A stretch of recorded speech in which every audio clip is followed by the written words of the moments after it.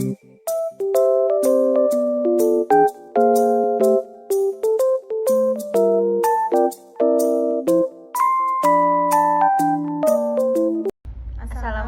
warahmatullahi wabarakatuh. Perkenalkan, nama saya Saskia Jenita Kurnia dengan NPM 22232019. Saya Analis Hikmawati dengan NPM 22232002.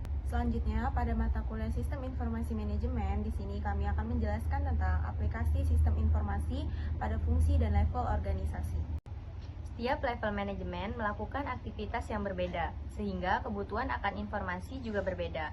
Maka sistem informasi yang digunakan akan berbeda pula. Jenis informasi yang dibutuhkan berbagai level dalam organisasi berhubungan langsung dengan tingkat pengambilan keputusan manajemen dan struktur keputusannya. Sistem informasi berdasarkan level manajemen terdapat 3 bagian. Yang pertama, sistem informasi di level operasional atau level bawah, sistem informasi di level taktis atau level menengah, dan sistem informasi di level strategis atau level atas. Selanjutnya, aplikasi sistem informasi berdasarkan level manajemen.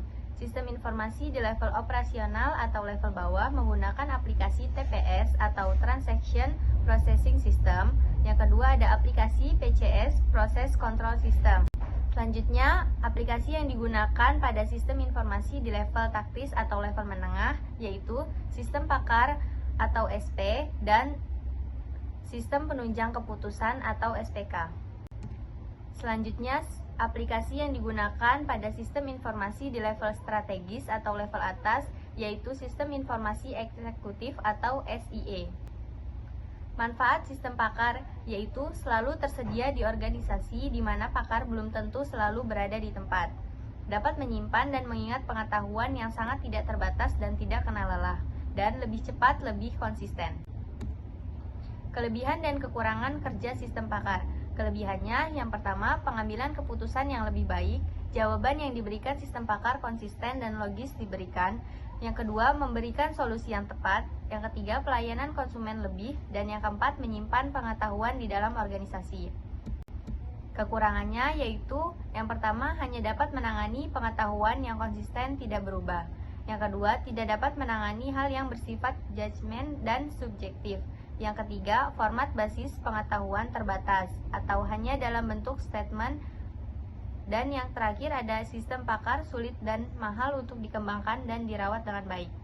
Selanjutnya, pengembangan sistem pakar mulai dari studi awal, pemilihan software, pemilihan pakar, pengambilan pengetahuan, membangun sistem pakar, pengujian sistem, implementasi sistem, dan yang terakhir operasi dan pemeliharaan sistem.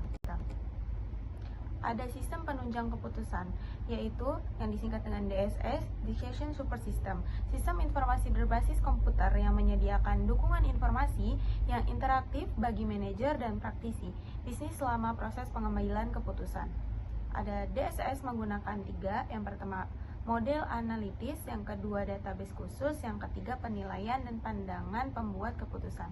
Ada sistem informasi eksekutif, yaitu sistem terkomputerisasi yang menyediakan akses bagi eksekutif secara mudah ke informasi internal dan eksternal yang relevan dengan critical success factor atau faktor penentu keberhasilan. Ada karakteristik EIS, yaitu 1.